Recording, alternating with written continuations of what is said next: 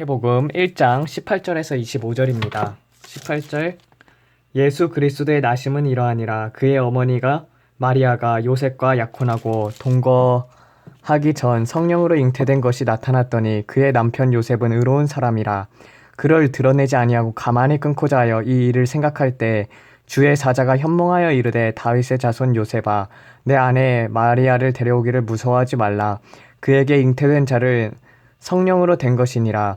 아들을 낳으리니 이름을 예수라 하라. 이는 그가 자기 백성을 그들의 죄에서 구원할 자이심이라 하니라. 이 모든 일이 된 것은 주님께서 선지자로 하신 말씀을 이루려 하심이니 이르시되 보라 처녀가 잉태하여 아들을 낳을 것이요 그의 이름을 임마누엘이라 하리라 하셨으니 이를 번역한즉 하나님이 우리와 함께 계시다 함이라. 요셉이 잠에서 깨어 일어나 주의 사자의 분부대로 행하여 그의 아내를 데려왔으나 아들을 낳기까지 동침하지 아니하더니 나음에 아들의 이름을 예수라 하니라. 여기서 보게 되면은요 마리아라고 되어 있지 않습니까? 그리스어로 보게 되면은 마리아이거든요. 근데 이거를 이제 히브리어하고 같은 이름이 뭐냐면은요 미리암이에요. 미리암. 그래가지고 마태복음 이렇게 사복음서를 보게 되면은요 마리아라는 이름이 많이 나오잖아요. 근데 이게 다 이제 미리암이라는 뜻입니다. 모세의 누이였죠. 그래서 야코는 이제 예루신이라고 하는 히브리어인데 왜냐면은 이스라엘 사람들은 결혼하기 전에 미리 약혼을 하고 그 다음에 약혼이 끝난 후에 결혼을 하게 됩니다. 그리고 또 여기서 보게 되면은요 다니엘서 9장 24절 25절을 보게 되면은요 이 부분이 이제 또 세 번째 성전에 대해서도 얘기를 하지만 다니엘서 9장 24절에서 25절이 보게 되면 메시아가 두 번째 성전의 파괴 전에 온다는 것이 예언이 되어 있습니다. 한번 볼까요? 다니엘서 9장 24절 25절 내 백성과 내 거룩한 성을 위하여 일은 일의 기간으로 정하였나니 허물이 그치며 죄가 끝나며 죄악이 용서되며 영원한 의가 드러나며 환상과 예언이 응하여 또 지극히 거룩한 이가 기름 부음을 받으리라. 그러므로 너는 깨달아 알지니라. 예루살렘을 중건하라는 영이 일어날 때부터 기름 부음을 받은 자 곧 왕이 일어나갈까지 71회와 62일회가 지날 것이요 그 곤란한 동안에 선이 중건되어 광장 거리 가운데 세워질 것이며 62 이후에 기름 부은 받은 자가 끊어져 없어질 것이며 장차 한 왕이 와서 그 성읍과 성소를 무너뜨리니 그의 마지막은 홍수에 휩쓸림 같을 것이며 또 끝까지 전쟁이 있으리니 황폐할 것이 작정이 되어 있느니라. 이 부분이 이제 예수님이 오셔가지고 두 번째 성전이 이제 그러니까 그 두 번째 성전이라고 보기보다는 이제 두 번째 성전이 이제 파괴 전에 오셔서 그래서 그 다니엘서에서 그 바벨론 포로 기간 동안에 그 다음에 이제 성을 중건하지 않습니까? 그 두 번째 성을 중건하다는 영이 올 때부터 그 다음에 그 기간이 끝난 다음에 그 성이 이제 파괴가 되는 것. 그래서 AD 70년에 이 성소가 파괴가 되죠. 그래서 이런 부분들이 예수님이 오셔서 죽을 것이 예언이 되어 있습니다.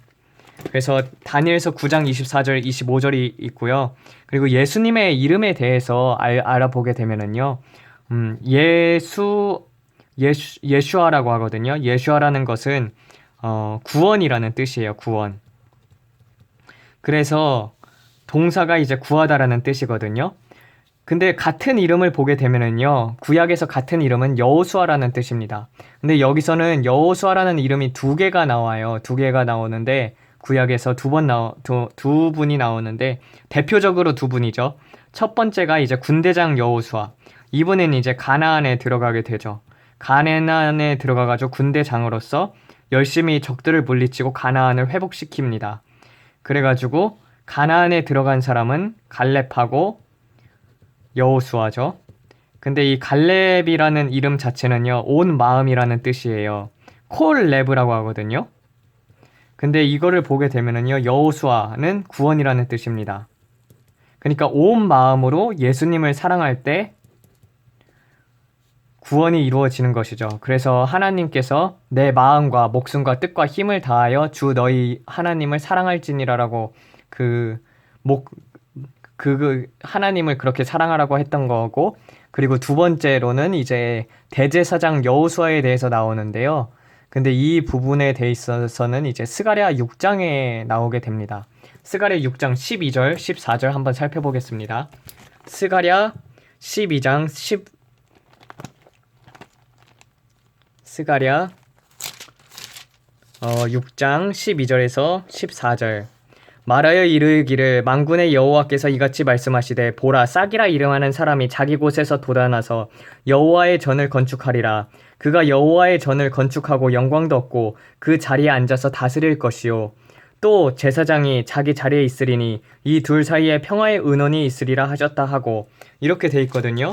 근데 여기서 보게 되면은요, 이 말을 하게 되는 게 사로잡힌 자 가운데서 바벨론으로부터 돌아온 헬데와 도비아와 여디아가 스바냐의 아들 요시아의 집에 들어갔더니 너는 이날 그 집에 들어가서 그들에게 받되 은과 금을 받아 면류관을 만들어 여호사닥의 아들 대제사장 여호수아의 머리에 씌우고라고 되어 있거든요.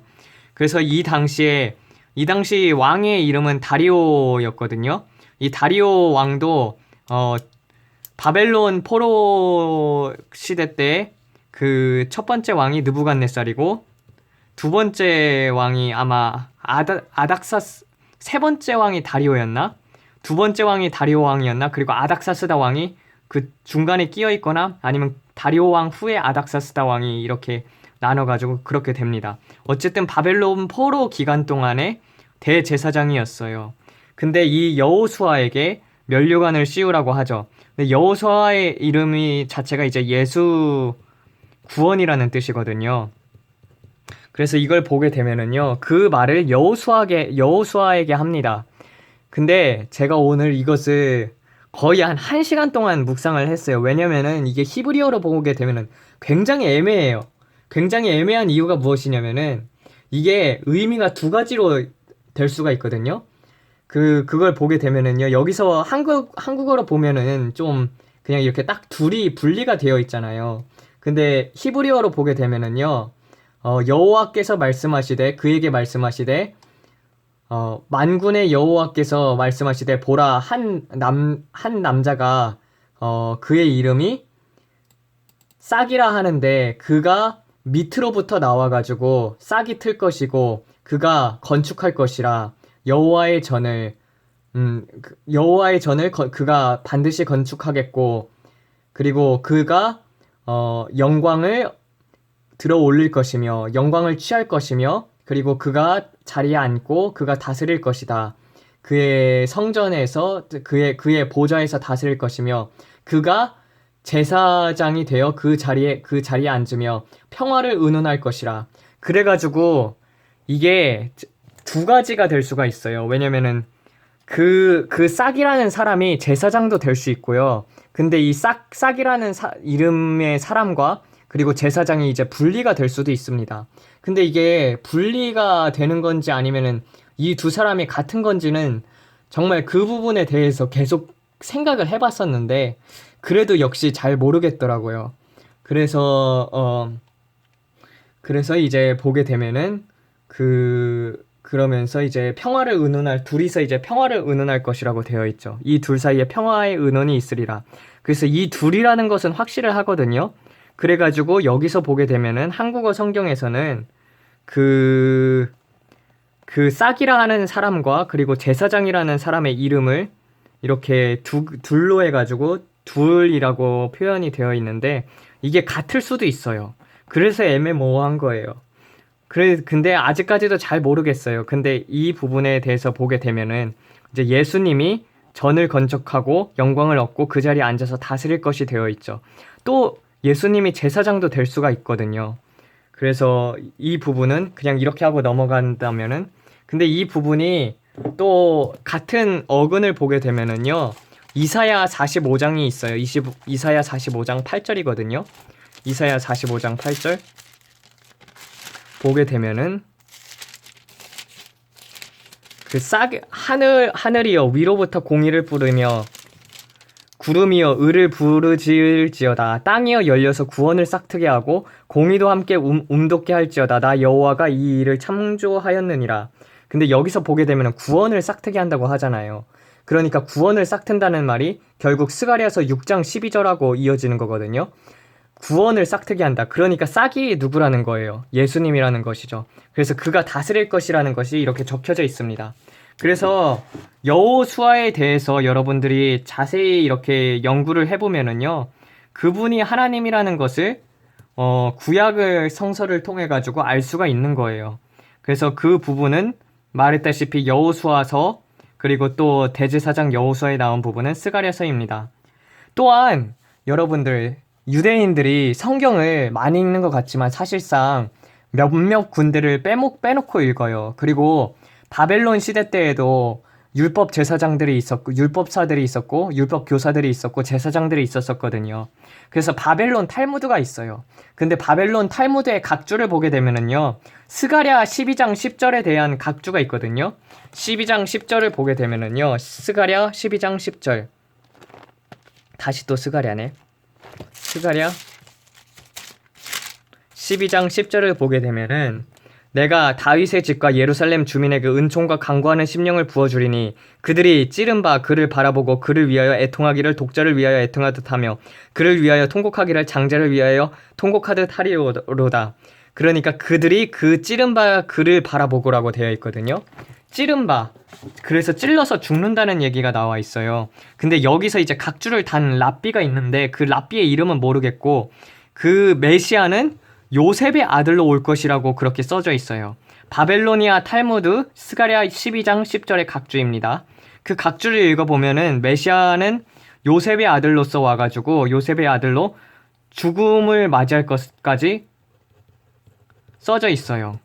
근데 이런 것들을 이제 왜 이런 것들을 그만큼 사람들이 공부를 안 한 거죠. 예수님에 대해서. 그런 부분이 좀, 지금도 성경이라는 것이 주어졌지만 매일 읽는 사람이 있고 드문드문 읽는 사람이 있고 아예 안 읽는 사람이 있습니다. 그런 거와 마찬가지로 그 당시에도 하나님을 믿는다 해도 성경과는 전혀 딴판인 채로 살았던 사람들이 많습니다. 그러니 늘 성경을 묵상하는 자 되길 원합니다. 그리고 마태복음에서 보게 되면은 여기 보라 처녀가 잉태하여 아들을 낳을 것이라 그의 이름을 임마누엘이라 하리라라고 하셨죠. 이 부분은 이제 이사야서에서 이렇게 예언이 되어 있는데요. 그러므로 주께서 친히 징조를 너희에게 주실 것이라. 보라 처녀가 잉태하여 아들을 낳을 것이요 그의 이름을 임마누엘이라 하리라. 그가 악을 버리며 선을 선택할 줄 알 때가 되면 엉긴 젖과 꿀을 먹을 것이라 라고 되어 있잖아요. 근데 이 부분을 제가 7장 15절을 다루는 이유가, 왜냐면은 이것만 봤을 때는 악을 버리며 선을 선택할 줄 알 때, 이게 한국어 번역 성경이 좀 애매하게 돼 있거든요. 그래가지고 이걸 보게 되면은 예수님이 그러면은 젖과 꿀을 먹기 전에는 악을 선택했나, 악한 행동을 했었나, 이렇게 생각할 수도 있어요. 근데 히브리어를 보게 되면은요, 이게 무슨 뜻이냐면은 천천히 적어볼게요. 하메아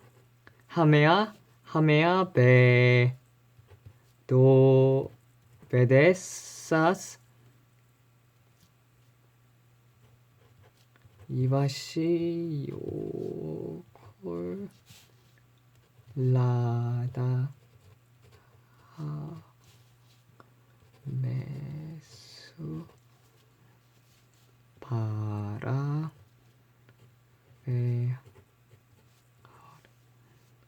베토, 이렇게 되어 있는 뜻인데, 이게 이사야 7장 15절이라는 뜻이거든요.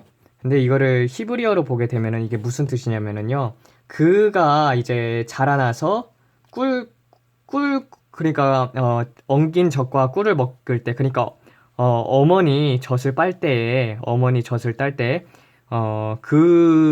그가 선악을, 그러니까 이게 안다라는 것이거든요. 악을 버릴 줄 알고 선을 선택할 줄 안다는 것이에요. 그러니까 우리들과의 차이점을 여기서 보여주는데, 그러니까 젖을 먹을 때부터 하나님은 선악을 분별해서, 그러니까 아기가 선악을 분별해가지고 선을 선택할 줄 안다는 거예요. 그러니까 처음서부터 태어나자마자 선을 선택해서 할 줄 안다는 것이었죠. 그러니까 예수님은 악을 한 번도 행한 적이 없습니다. 악한 생각도 한 번도 해본 적이 없어요.